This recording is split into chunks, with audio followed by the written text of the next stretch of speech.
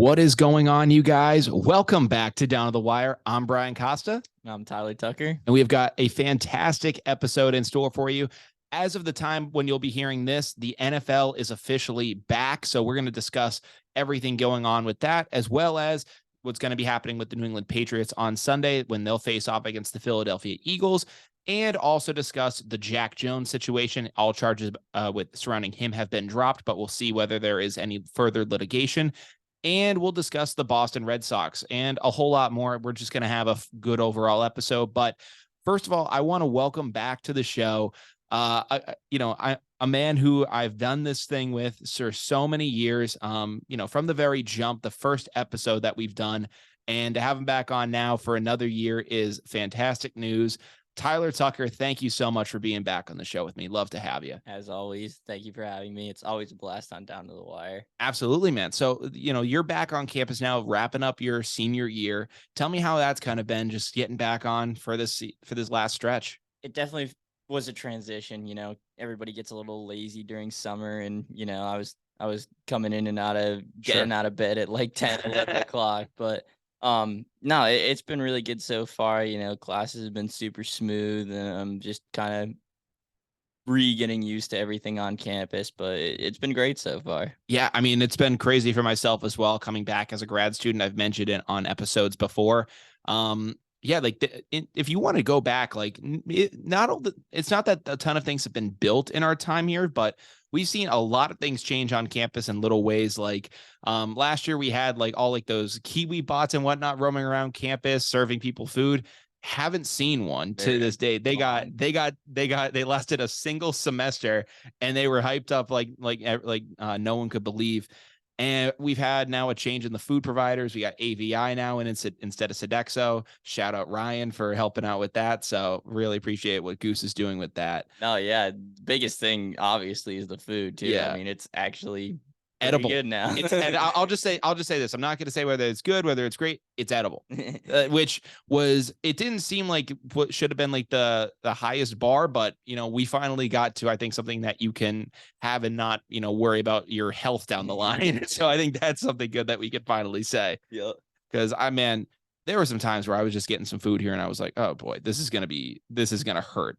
Yeah, there were some rough days, and especially when you would go on break for a bit and then come back and then eat it again, and you'd be like, whoa, okay. Yeah. Got to get used to that. Yeah, you would go home, get a couple home cooked meals for like a month, and it'd be like, oh man, this is so great. And then it was right back to it, like to start off the second semester, and it was like, I gotta retrain my body for this. It was so bad. It was terrible. Like the food with Sodexo. I mean, I remember our freshman year, there were some decent meals that we were able to get. There was the chicken parm Thursdays. At first, when those started off, those were pretty gas. Yeah. Obviously, over time it declined in quality, and we got a little sick of it too. But no, absolutely. I remember chicken parm Thursdays like they were yesterday. Yeah. And it's so funny because I talked to kids that came in after our grade, and they all say oh my God, chicken parm Thursdays, those things freaking suck. Those became our eating out days. And I was just yeah, but freshman year, people used to pack out the freaking dining hall to get that stuff done. Oh, there was a line. It was crazy. Yeah.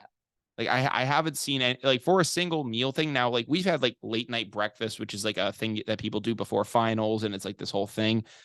But for a single meal, we didn't have anything like that ever since, especially for that kind of dining hall food. No, absolutely. The only other one that was even close was chicken patty lunch. Oh, yeah, chicken patty Tuesday. Yep. That thing went crazy. Yep. Oh, my God. I forgot about that thing. Yeah, it was chicken patty Tuesday, taco Thursday. Mm-hmm. Yeah, they did a bunch of different things like that. But can't complain with what we have now, though. No, definitely a big improvement. And once again, shout out to Ryan Wild Goose. He's crushing it. Hell yeah. I posted on my Instagram. He's doing the Lord's work. So I really appreciate what he's doing. I mean, I'm still going to the staff dining hall, getting some stuff there when I'm working for athletics. So just glad that I can, get some actual good cold cuts, get some things like that. No, for sure. Yeah. So Tyler, we got a lot to talk about in sports tonight, but first, before we do that, I just want to say, if you guys are not following Down to the Wire at this point, make sure you go follow us on all streaming platforms. We're available on Spotify, Apple Podcasts, or Google Podcasts. This show is also available on YouTube, and you can find all of those links in our Instagram bio at down.tothewire. We also stream live on the radio on Wednesdays and Fridays was our traditional time. We're going to have to modify that now as I'm now in grad school, but you can listen to that at WJMF 88.7 HD2 Smithville, Providence. So make sure you go give us a listen over there. But back to the show. Tyler, NFL is back tonight. Chiefs, Lions. Now, like 3 years ago, this would have been potentially one of the worst opening nights you would have ever seen for all of the NFL. It would have just been a certified blowout on the side of Kansas City.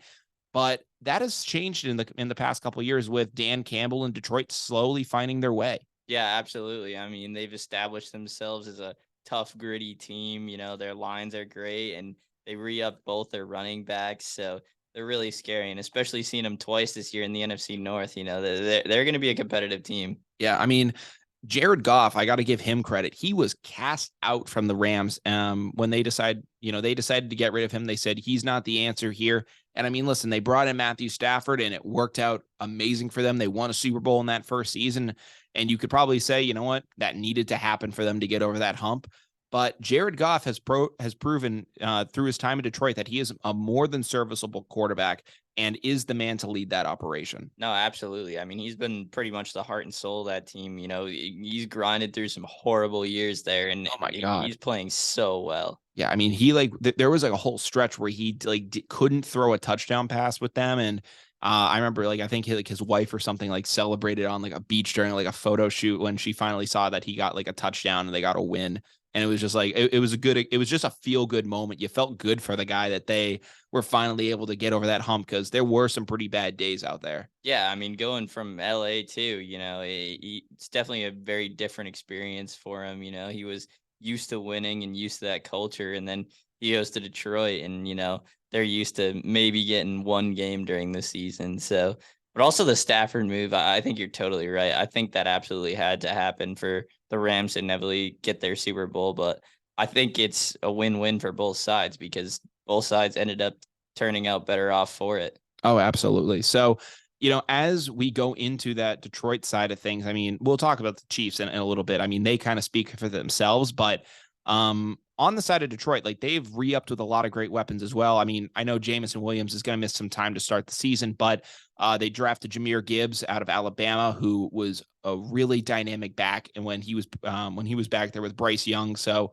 I'll be excited to see what he does. But what are some other things you're excited to see with this Detroit team going against, the vaunted Super Bowl champions? Well, yeah, I got some stake in the game. I want to see how David Montgomery does because he is a flex option on one of my fantasy teams. But sure, I think he could fit really well into that Jamal Williams type role. Throw him out on the goal line, get 1 to 2 touchdowns per game. I think it'll be really interesting to see their run game, and then also I'm excited to see Amon-Ra St. Brown again. Just do his thing. He was really good last year, and we just expect more improvement from him. Yeah, I mean, he's really stepped onto the scene in a big way. I mean, potentially making his name as a wide receiver one in that offense. I mean, he's been really dynamic for them. So I'm excited to see what Jared Goff can do for that team. And, hope, that'd be pretty cool to see an upset on the first night of the season. I know I said that it was going to be a closer game, but when you're going up against Kansas City, you have to usually think that the odds are going to be in their favor. No, absolutely. So with that being said, I know that KC, a lot of people will consider them the favorite, but they are going to potentially be missing out on Travis Kelce tonight. He tweaked his knee in a practice earlier this week, which terrifies me because I'm a big time, Kelce, player in fantasy football. Not necessarily a fan of him because I think that the argument of who is better in their prime, Travis Kelce or Rob Gronkowski, is a ridiculous one. Anyone who saw Rob Gronkowski play in their prime, it shouldn't even be a question, in my opinion, as to who is the better tight end. But at this point, with Gronk out of the league, with him no longer playing at that level, Travis Kelce is the coveted tight end to have in fantasy. If you have him, you have a certified lock at that position. Yeah, absolutely. And without that, with him not out there, tight end is kind of this myriad of just it's really just a big void right there. It's kind of who are you going to put in? Who's going to be that top guy? Because Darren Waller's had his moments. You could look at Mark Andrews in Baltimore, but Travis Kelce, if you want to talk about consistency, he is the definition of it. So Absolutely. with him gone, like, what do you think Patrick Mahomes is going to have to do?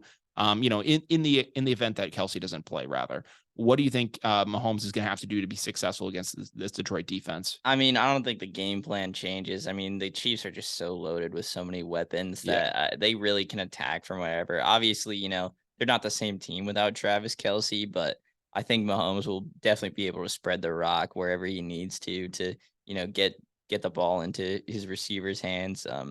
I'm excited to see Kadarius Toney. He's shown yeah. flashes of being really good, and he I don't know if he'll be the next Tyreek Hill, but he's got enough speed to really burn some defenders. So Yeah, I don't even see him more as a Tyreek Hill type. I kind of like his size more than anything else because I think he can actually get down towards the goal line and even post some people up. yeah, He has like the broad enough shoulders to be able to, be kind of a force downfield. So I think he's more of that kind of a threat.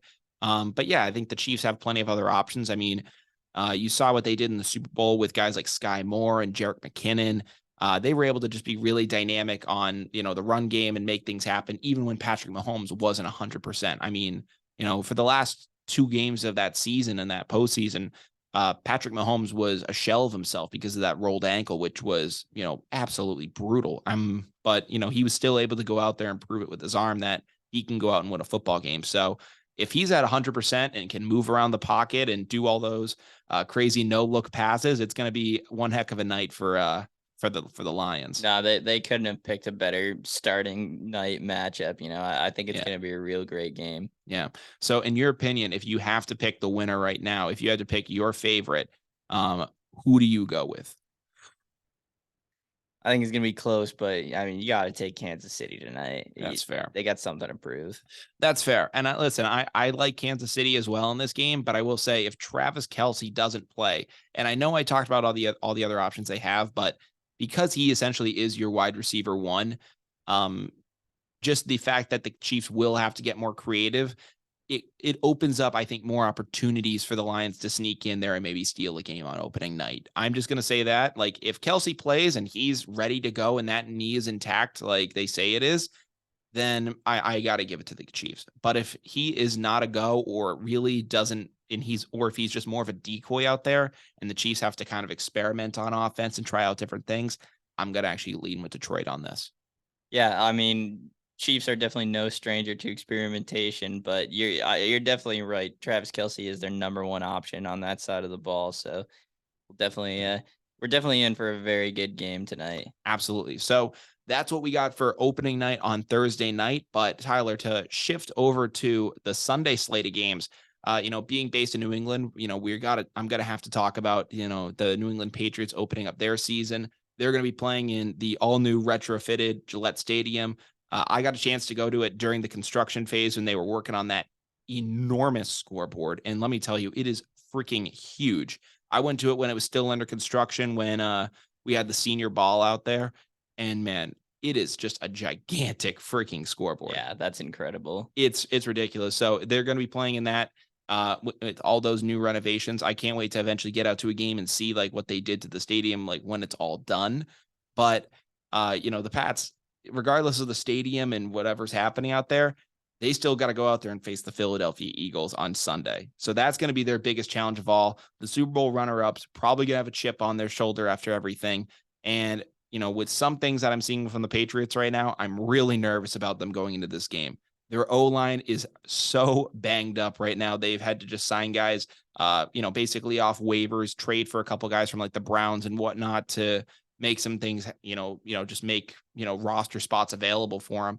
And the guys they even do have, some of them haven't performed that well in training camp and preseason. So that's my big fear, is that maybe Mac Jones doesn't even survive the first preseason game. I've had to talk about expectations for him all throughout this year, but my big fear is even if he's just going to make it out. Yeah, no, for sure. And looking on the other side of things too, like the Eagles, they just got better. Yeah. They revamped their D line again, which didn't even think that was possible. Jalen Carter fell to them, and Yeah. I mean, listen, that was a borderline. I mean, the situation with him is a tragic one and everything that happened with that. But the fact that they were able to land Jalen Carter is scary, Yeah. because if you know what he's able to do, I mean, he was a man amongst boys in that title game for Georgia going up against TCU. He just looked pro ready at that point in his career. So I wouldn't be surprised if he just comes onto the scene and is just an absolute home wrecker. Yeah, absolutely. And they're another team that revamped their run game. They replaced Miles Sanders and Gainwell. And they just got better too. I mean, DeAndre Swift back there is scary too. He's definitely an interesting piece for them. Yeah. I mean, that's gonna be really scary to see. And then, you just got that wide receiver duo back of AJ Brown and Devontae Smith. That's just going to be that, like, just to add on to that, like, not even the run game and the D line, but you still have those two fantastic outside weapons that the Patriots are going to have to contend against. And I mean, I like their defense. I think that they might have the ability to slow them down. Don't get me wrong, but that's a really tough, like, offense to slow down, No, absolutely. especially with what Jalen Hurts can do for you. Yeah, and he's under a huge new contract too, so he's going to be coming out fiery with something to prove. Oh, 100%. So in your opinion, I mean, do you think the Patriots even have a shot in this game? Bill Belichick. Is there a path? Yeah, I mean, they'll probably be able to keep it close and contested, but I feel like they just don't have enough right now to overtake the Eagles. I mean, that's fair. I've heard some rumors that it's going to be rainy in Foxborough on Sunday. And I think that does help out the Patriots with with everything involved. I think that they've always been kind of a bad weather team. You look back to when they faced Buffalo, I think it was like 2 years ago when it was rookie Mac Jones going out there. He only threw like 3 total passes on the game, only completed 1. They ran the ball like the majority of the game, didn't even really attempt too many field goals, and they just, were able to win by like, I think it was like maybe a 3-point game or something like that. It was crazy. So I don't think it'll be to that level because Buffalo was experiencing like a borderline hurricane when that happened. So I don't think we'll see anything like that. But I think that if you keep the run game with Ramondre Stevenson and Ezekiel Elliott in that backfield, and you pound things home and you just try to hit your spots, I think that's how you get through with this team. But having Mac Jones drop back in the pocket with just an inferior O-line is, I don't think, the game plan in this one. Yeah, no, for sure. That'll definitely be, definitely I wouldn't expect the Eagles to immediately just steamroll them game 1, but I think it'll be competitive. Yeah, I think the Pats will actually hold their own, to be honest with you. But I think coming out of it, people are just going to say, you know what, it was a good, like, it's one of those like losses where people are like, it was a good loss. It wasn't, where you get blown out, like that's a respectable, like, and I'm like, how many of those do we have to have? Because we've had so many of those where it's just like, that's the kind of loss where you can kind of feel good about the team coming out of it. And I'm like, oh boy, not this again. Yeah, no. I think it'll be similar to the Miami Dolphins game we had a couple years ago. Where you were doing well against them late, but late error, a fumble or something like that is going to be what ends up costing you. Yeah. I could see that being the like kind of what's going to be the tail of this game. Yeah, especially with the bad weather too. That's definitely always a factor. Yeah.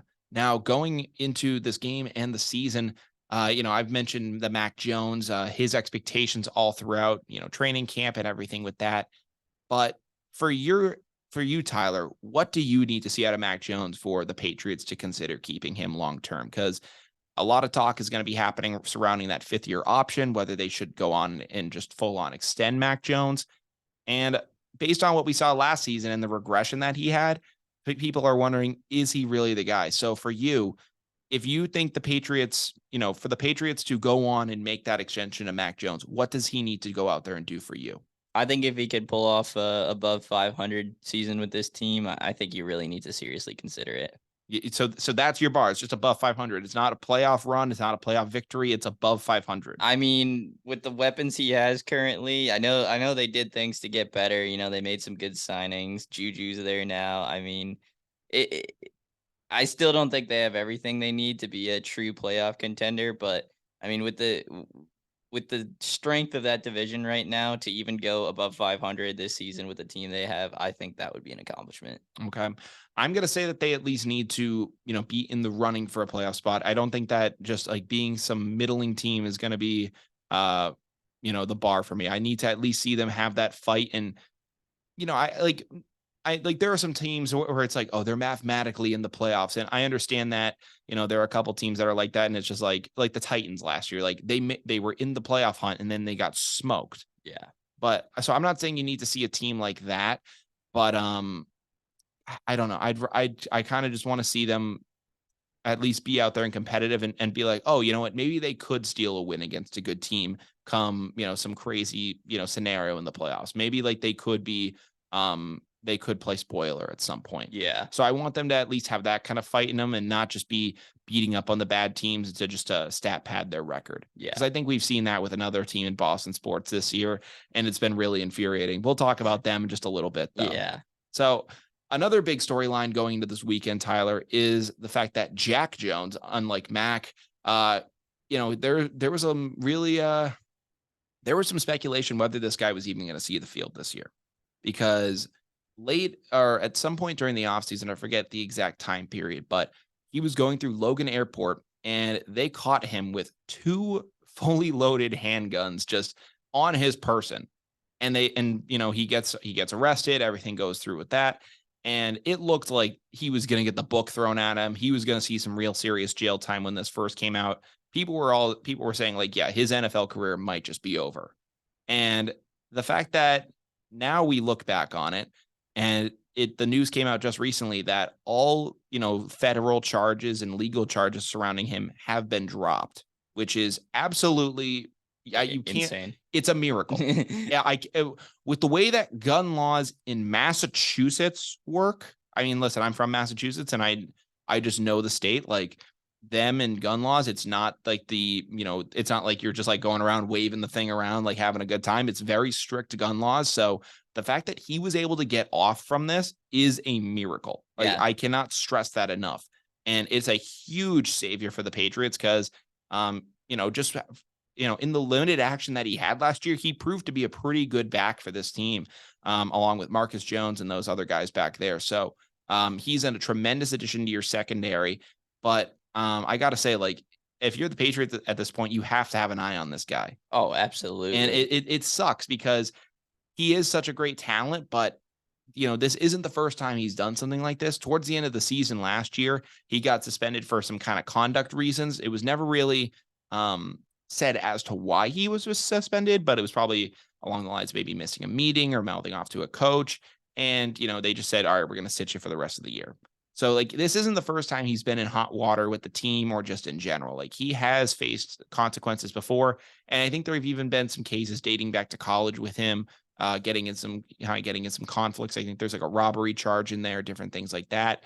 So this guy doesn't just have like the cleanest record, but from what I found out, the reason he was able to get off of this was he basically just pled ignorance and said, I didn't know those were my bag.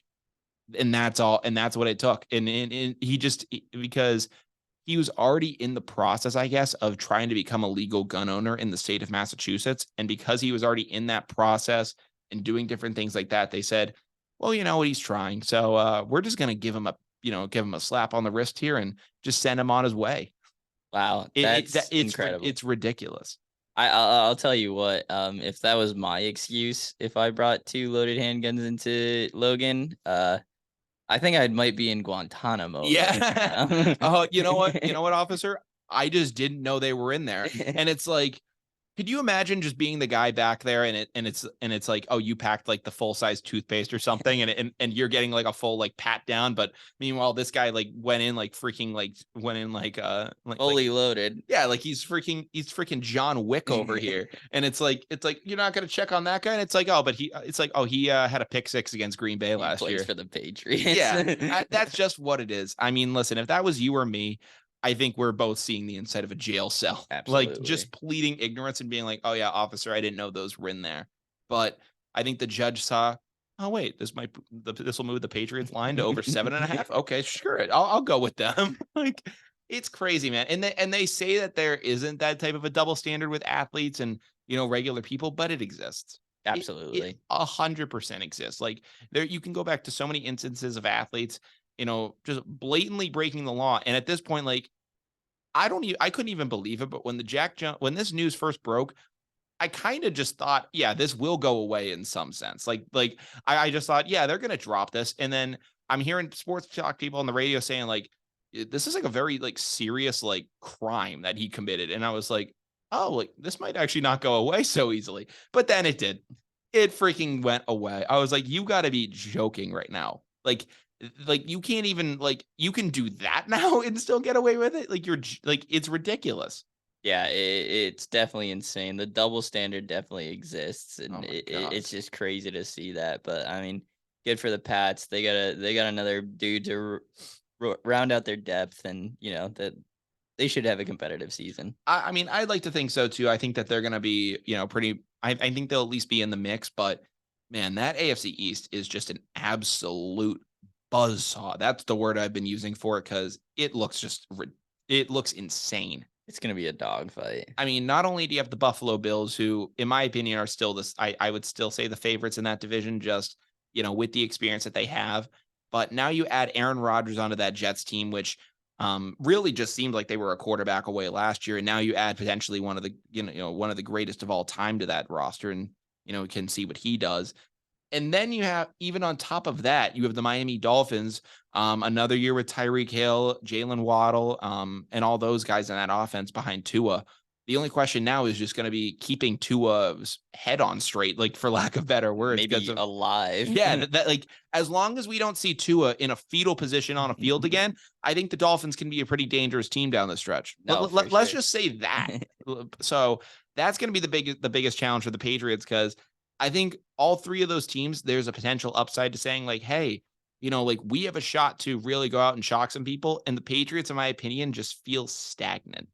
That's the problem I feel with the Patriots. And I have all these great expectations for Mac Jones. And I'm like, yeah, I want him to step up and I want him to do this year. But I just don't know if there's enough wins on the schedule to go around for every team in that division for that to be possible. Like it's like you're going to drop some at some point during the season. So like, how do you like selectively win enough of your division games and all these to be really in it, but also understand that these other teams are going to be competing as well? Like you're going to have to, if you're going to be at the Patriots and want to get into this thing, you're going to actually have to consider like being able to knock some of these guys out of playoff competition with your play. Like it's not just like you can rely on other teams to take care of business for you. You need to go out there and potentially end a team season. Yeah, you have to beat these other. I mean, you can call them all pretty much playoff competitors right now. Like they have aspirations. And God forbid the Dolphins end up getting in the Jonathan Taylor mix again and they, swing that deal for him.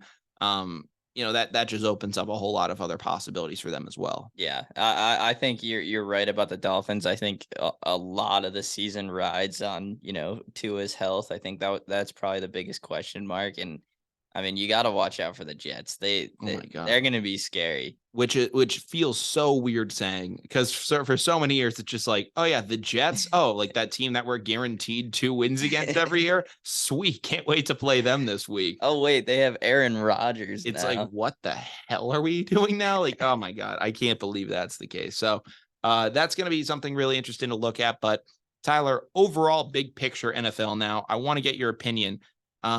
We talked about the Chiefs to open the show. So like they're going to be, of course, there'll be some favorites to go on and win the Super Bowl this year. As long as they have Pat Mahomes under center and Andy Reid as the head coach, I think they're always going to be in contention for that thing, barring any injuries. So for you, outside of that, who would you also say would be, a favor right now to make a title push? I like the Bengals. I think they've just been consistent. They have good coaching. And I mean, obviously Burrow has had a bit of a scare during training camp, but I mean, their team is just so good all around. Mixon, Higgins, Jamar Chase. I mean, they're good everywhere. The defense probably, not as good as it has been in the past, but that offense is just so electric. I think they're gonna make some noise, and then the Jets too, man. Like I think this is definitely gonna be either a huge boom or a huge bust for them. But you look at some of the names and some of the talent they have in their roster. I mean, they got a 3-headed running back monster with that. They just added Dalvin Cook too. Yeah. So I mean, I think they got a lot of scary potential. Sauce Gardner, Garrett Wilson, and I mean, I had to watch Rodgers sling the rock against us for so long, and he may be older, but he hasn't learned any less about football. So No, yeah. So, I mean, you just mentioned like the Jets being those favorites. To go for another veteran quarterback that left his longtime team and then went to a new market. You have to obviously think about what Tom Brady did going to the Tampa Bay Buccaneers. His first season there, he went on and won the Super Bowl. In your opinion, should that be the same expectation for Aaron Rodgers? Do you think that that is something that this Jets team can do, or do you think that they might need another year to kind of gel and get together, and it's that second year that they actually make that jump? I mean, I think out the gates, I think everyone's goal there is Super Bowl. I mean, I think they really do have the talent. I think they match up with the Bills right now. I think, they it's a dogfight. Now, obviously you gotta factor in, the Chiefs are probably gonna come in looking like the well-oiled machine they always are. And would I say the Jets are better than the Chiefs right now? No, absolutely not. We haven't even seen this iteration of this team play a snap. So and even the Bengals too, and seeing the Bills in the playoffs around that time is going to be tough. But I think they will be incredibly competitive, and I think it's Super Bowl. That's the goal. Yeah, I mean, I think that if you do see this Jets team going to the Super Bowl, it'll be in a similar fashion to what we saw with Tampa Bay and Brady, where if you look at how that division was when Brady first got there, it was the Saints division. Drew Brees and that team was just, the overall dominant force. So they beat Brady and the Bucks both times in the regular season that year. And the Bucks entered as the wild card. And Brady goes into the Superdome and beats Drew Brees on his own home turf, takes him out and says, like, all right, now this is my division. And I think that if we're going to see something, if there is a Jet Super Bowl path, it'll be something similar to that, where I think the Bills in the regular season probably jump on that team. They're young, inexperienced, which was similar to that Tampa squad with Mike Evans, Chris Godwin, and that defense. And you then take that into the postseason. You get Aaron Rodgers in the playoffs, which and a motivated Aaron Rodgers at that, not just any Aaron Rodgers. You get a motivated Aaron Rodgers, which we haven't seen in a couple years. And I think that's where you could, steal a game against Buffalo. Yeah, and I think too, just the depth at every position that the Jets have right now is just incredible. They're gonna, and the Bills too. I mean, there was rumors going around earlier that Diggs wasn't happy again, but I mean that's typical Stephon Diggs. I don't think he's ever happy any year, so we'll have to see how that plays out. But yeah, I mean, listen, it just feels so weird that we're talking about the Jets again. Like how weird is that? Like, again, the Jets of all teams are the ones that were discussing as Super Bowl contenders going into this year. Where if you were to tell me this when I first started this podcast and when we first started doing episodes, would have never imagined ever talking about that. No, I mean, they coined the butt fumbles, so oh my God, take that into account. Exactly. So that's kind of a big NFL news for us. We kind of getting to, other things in the season. MVP is something I wanted to talk about as well. I think that you have to, if you're going to think about quarterbacks and whatnot, really, going out there and performing this year, you have to think about Justin Herbert, who just got his new contract. And then another guy too, I think you have to look at as well as Trevor Lawrence, who, following that first, just horrific year that he's had to suffer under Urban Meyer, he really found his footing and looks like a really solid pro. For your opinion, if there's a guy that you think can go out there and maybe stun some people and win that MVP award this year, who would that person be? Kirk Cousins. No. Nah. I do like T-Law a lot. I mean, what he did in the playoffs, I mean, that was incredible. And you're right, Justin Herbert just got paid. I mean, Joe Burrow is going to be itching for his at some point too. It's really up for grabs. And I mean, the AFC is just so stacked. There's so many different spots so many teams you could pull one guy from that you could put towards that award. So it's definitely a deep list, but I like a lot of those options. Yeah, I mean, listen, I like I think Trevor Lawrence could be really dangerous this year. But and Herbert seems like the favorite right now. Everyone's like, oh, like this will be the year he finally pops. I liked it. I like it. I think if it's gonna be any year, it's gonna be this year for him. Yeah. Because if not, I just think it's gonna be this, like what we've seen from him so far. And listen, I mean, if that's what you get from the Chargers, I think you got a pretty good quarterback out of that. But I think this is the year where he needs to take that next step forward. And it's like, okay, like this is like the capability that this kid has. Like, it's not just like, he's not just going to plateau. We're going to see some real skyrocketing here and have him go on. Yeah. And I think another part of that too is he needs a healthy Chargers team around him too. I mean, yeah, Keenan Allen needs to be on the field. As great as Mike Williams is, he's an awesome wide receiver too. Yeah. I don't think he can. Keenan Allen as that number one option, experienced route runner, veteran, like he is so incredible. And then Eckler too. I mean, if he has the same levels production he had last year, I mean, Chargers could be a really scary team. Absolutely. Now, you had joked about Kirk Cousins, and listen, regardless of what you think about him or not, you have to I will respect his game and what he's been able to do for your team, Tyler.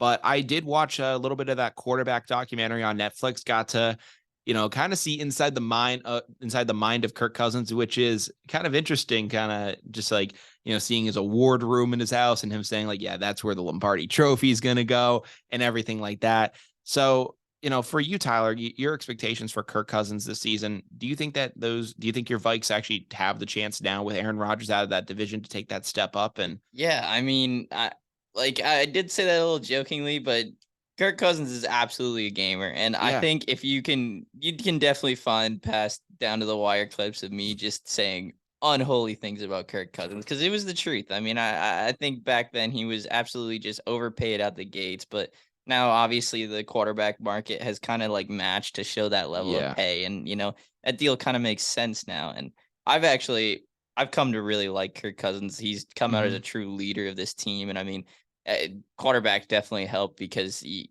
injuries he's playing through, and you could just see the pain in his eyes and him wincing, holding his ribs, and he's still like, I'm out there, and leads one of the greatest or the greatest comeback in regular season history against the Colts. Yeah. So, realistically, I don't think Kirk Cousins wins an MVP award. I think he could be in the running though.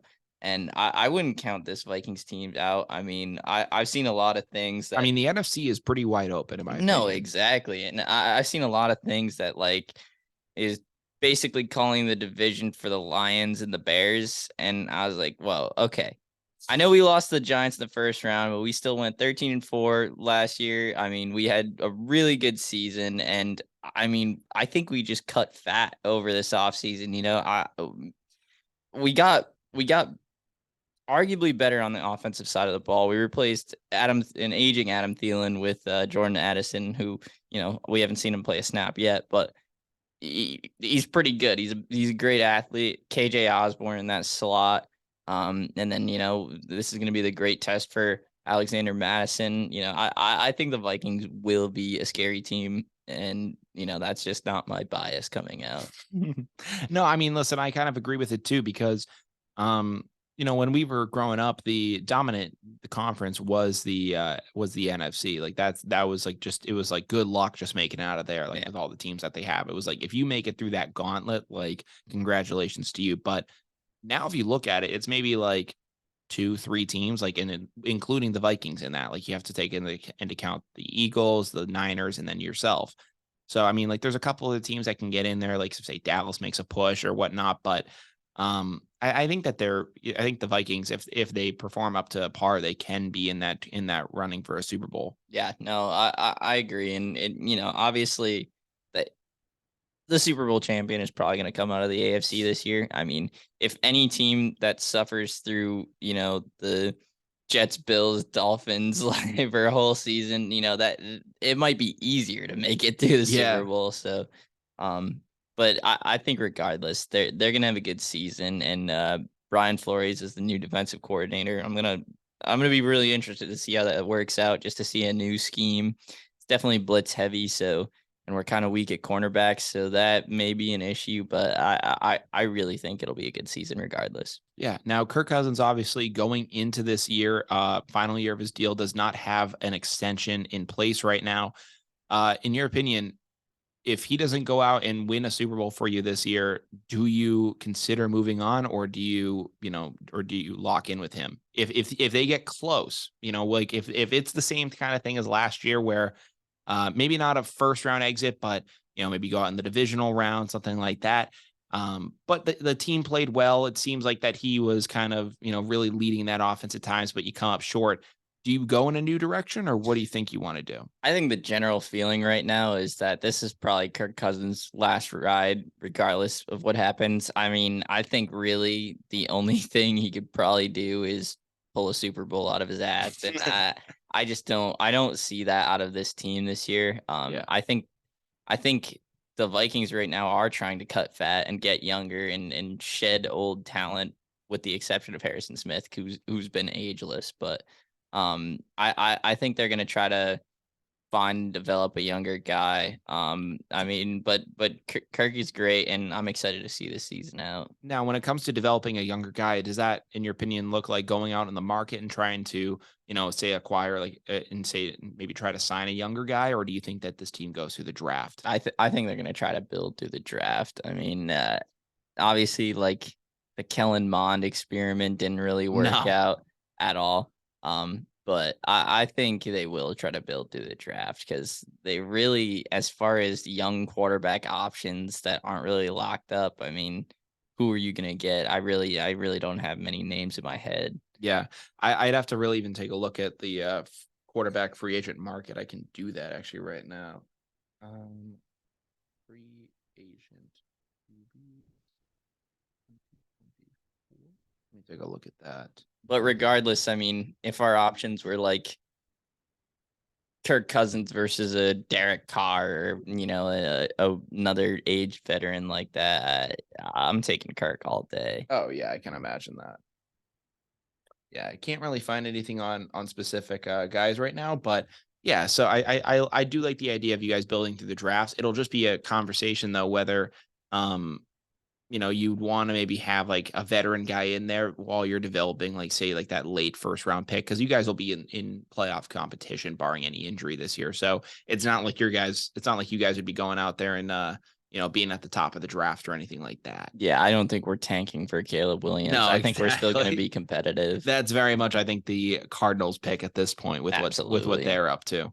But man, that is just an absolute cluster, what, over there in Arizona. Oh my God. Did you see it's been going around. It was this press conference with the new Cardinals coach. It was, for anyone who hasn't seen this, it's probably one of the worst head coach speeches I think I've ever heard. And maybe it wasn't as bad in person. If I'm the coach right now, I might go to that media team and be like, you made me look like a dumbass. Get this off the internet. Like, please. Because I think because if you look at it, it is chopped up in a way where it didn't seem like the initial speech and whatnot. It seemed like they were taking bits and pieces and trying to make something. So that either lends me to believe one of like two things. Either the Cardinals media team sucks, which, based on the strength of the roster and where everything is, it could just very well be the case that it's another area of that team that is just lacking. Yeah. And they just made a big time error and they were like, oh boy. Or they had to just make do with a speech that was even worse than what we saw. And maybe it was just so painful. And for anyone who hasn't seen it, I'll just kind of sum it up. Like, they start with him saying like, oh, hey, who drove to the facility today? And then he's saying like, oh yeah, who took the bus? And I'm like, who took the bus? These guys have I think everyone has a signing bonus of like $1 million. No one took the bus, man. Yeah. I mean, maybe someone took the bus, but even if you did, like, this isn't 1950 anymore. Like, sure, like public transportation is like fine. Like, you can get to a stadium. I was like, okay. And like, he was trying to be like, yeah, I want effing killers. And like, I was just like, no, you don't. Like, man, and the whole time he's just so monotone. And no inflection whatsoever. He's like, I want killers on my team. Like, it's like, really? I was like, do you? Like, you seem like a PE teacher right now. Like, it was like, I was like, sure you do. Like, I that guy needs to take like a public speaking class or something, because like there was just no emotion there. And I'm like, these are the guys that these are the new coaches you want to get up and lead these men. Like, I just don't see how like the Cardinals could have seen this guy and been like, yeah, that's the answer to Cliff Kingsbury like leaving. Like, yeah, we need to bring this guy in. I think they really just wanted to get worse. Honestly, I think they could have just brought this guy in and it's like, yep, we're just gonna tank for this year, get Caleb, and you just clean house after this year. Yeah, and it's so disappointing to just see like this kind of like downfall of Kyler Murray Oh because my he's God. so talented. I mean, And the other thing too is like, I'll say this about Kyler because, you can talk about the controversy with him about like playing video games, and there's all the statistics about how when the newest Call of Duty comes out, his stats legitimately get worse, which is insane. The fact that that's just like, it's so well documented, like every single year, like his quarterback percentage does drop, and it's like the same amount every year. And it's like, yeah, he just doesn't watch film or something like that. But man, like a lot of the stuff that has transpired in the conversation surrounding him, it sucks because it has happened just since he's been injured, and it's like he can't really go out and do anything right now. no, exactly. And if the Cardinals right now, if they're going to do what I think they're going to do, he's probably not even going to suit up this season. Yeah, It's likely they just rest him the entire year, look for a trade candidate in the offseason, and try to make something work. Yeah, I think at this point, like they're just trying to revive damaged goods, and they're just going to try to keep him healthy and see what they can get for him. Yeah, they'll put out like a press release video and be like, Kyler's back. Yeah, we can't wait to see him back on the field. Not for us, but someone. For someone. It'll cost you 2 first. But like, oh my God. That's the thing that's crazy with that team. But and that speech was just I needed to talk about that. That thing was just so bad. Like, why do you air that? No, yeah, that should have never gotten out. Oh my God. It's like, that was just terrible. But Tyler, that kind of covers what I think we have in NFL news. I'm going to transition things over to MLB real quick before we end this show.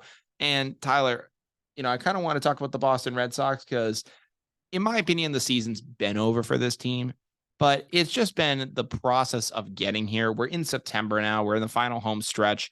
I think they're barring like the first week of October, this team will not be seeing legitimate October baseball. It's just the fact that the regular season runs into October now. So every team can say, yeah, we're playing in October. Yeah. It's like, yeah, it doesn't mean what it used to. So, but this team, they're currently 5 games out of that final wild card spot right now, still behind the Texas Rangers. So I frankly don't think they're beating out them with the way that team's been playing this year.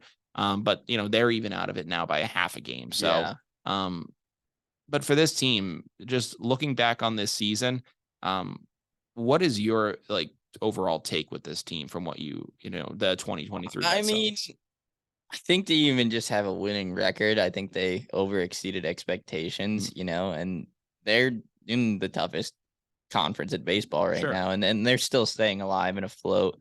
I mean, it's disappointing, but there has been some bright spots. I mean, Tristan Casas is looking amazing. He's playing really well.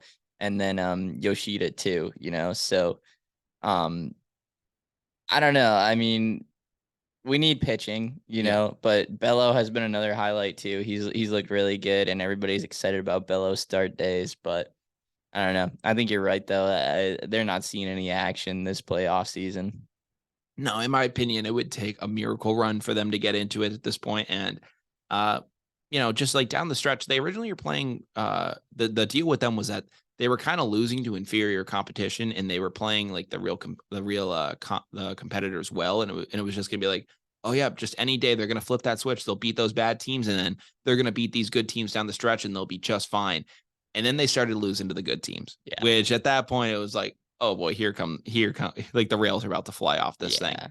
And it's just so frustrating because you look back to this trade deadline, the team was 3 games out, and it was like, all right, what is Chaim Bloom going to do at this trade deadline? Because at the past 2, it just felt like you were kind of getting robbed. In 2021, sure, we got Kyle Schwarber, but we got him on a pretty cheap deal because he got injured with the Nationals, and it was like, we got him for a steal. Honestly. Yeah, I think we traded him for like our 19th overall pitching prospect, who I'm pretty sure blew out his arm with the Nationals and hasn't been heard from since. Wow. So like, yeah, we got him for an absolute steal.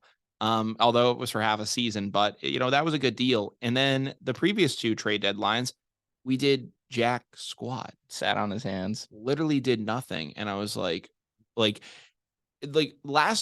say last trade deadline was more infuriating for me because they just couldn't pick a direction. They wanted to buy and sell at the same time, where maybe it would have made more sense to sell, and it would have been like, hey, if you don't think this team's going anywhere, trade JD Martinez, trade Nathan Eovaldi, get them all out of here. Don't just send out Christian Vazquez and get back a couple of like mid-tier minor leaguers who I will say this, Wilyer Abreu and ML Valdez, I think, are solid comps.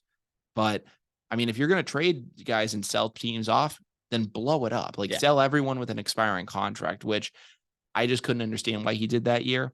And then this season, I feel like we also got put in a similar situation where, like, I get it. The team brought in Luis Urias at the deadline, and like, sure, he's been like a solid piece, but we got him for like absolutely nothing. Like that was complete, like that was just a joke. And the problem with Heim Bloom, in my opinion, isn't exactly like what he gets for pieces. Like I think that there have actually been some trades with him where he gets, good solid return.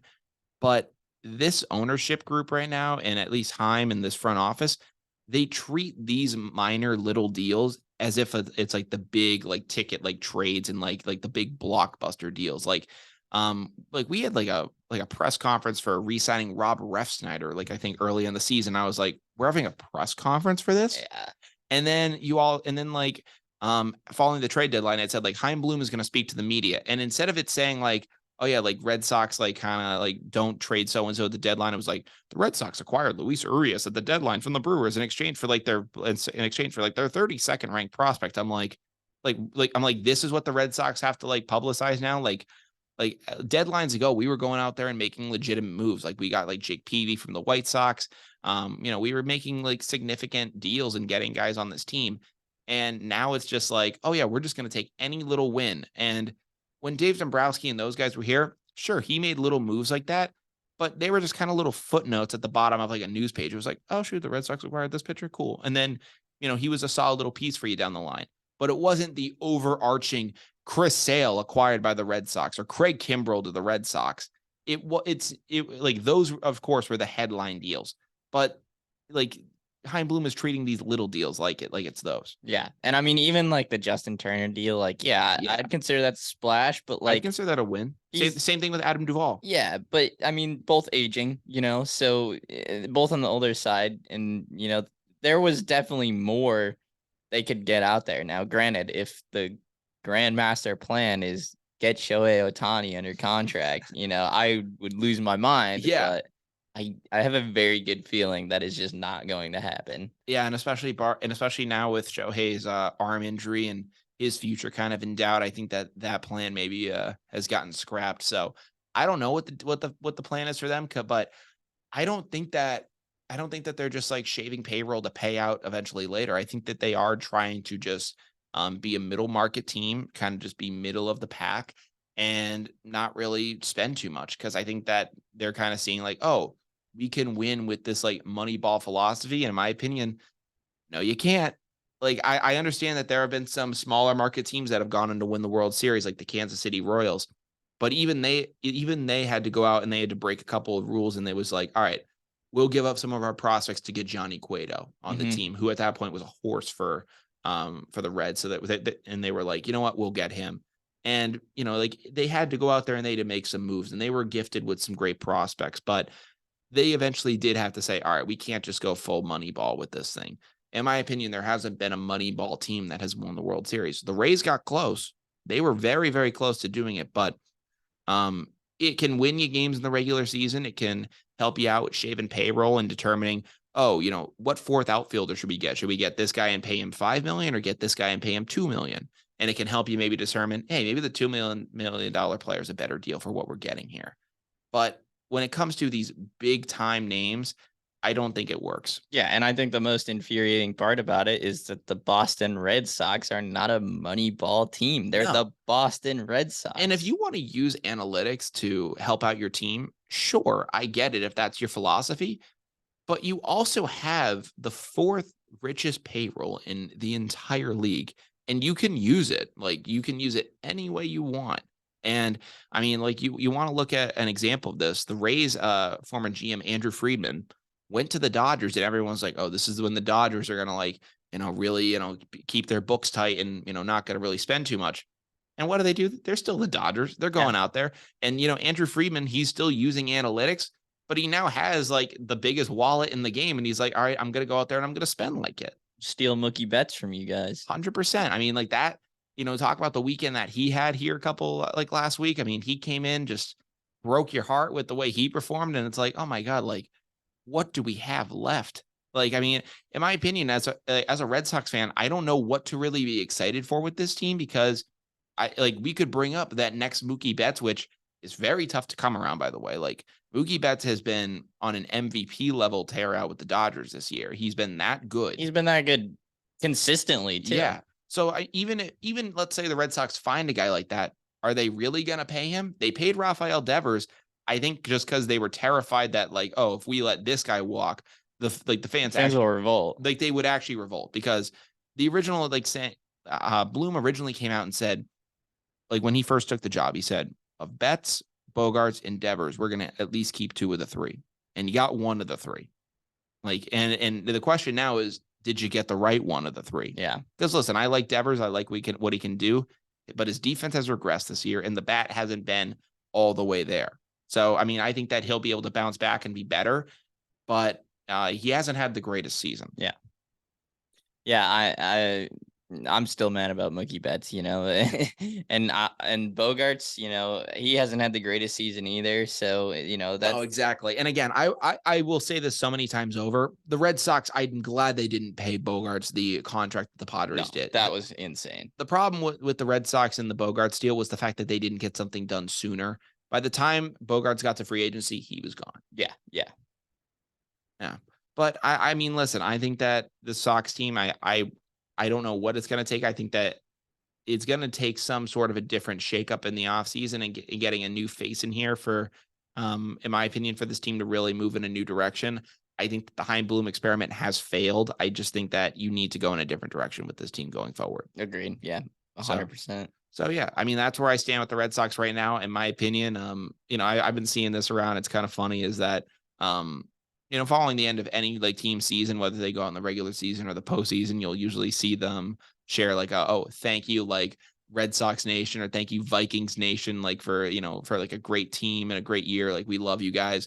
And I've been seeing like a bunch of fans on Twitter and whatnot just putting up the thank you Red Sox Nation thing like since like July. and it's just like, yep, that's the season, boys. Like, we're good. And it's just becoming like the new thing around like Red Sox Twitter. I love it. Yeah, I was scrolling through Instagram the other day and I saw 2023 Red Sox tickets still available, and all the comments under it were just #FireBloom. So oh my God, I love it. We'll have to see how that all pans out. But Tyler, I think it is time to say that we are officially now down to the wire. So we're going to wrap up what we talked about in this show and send you guys on your way.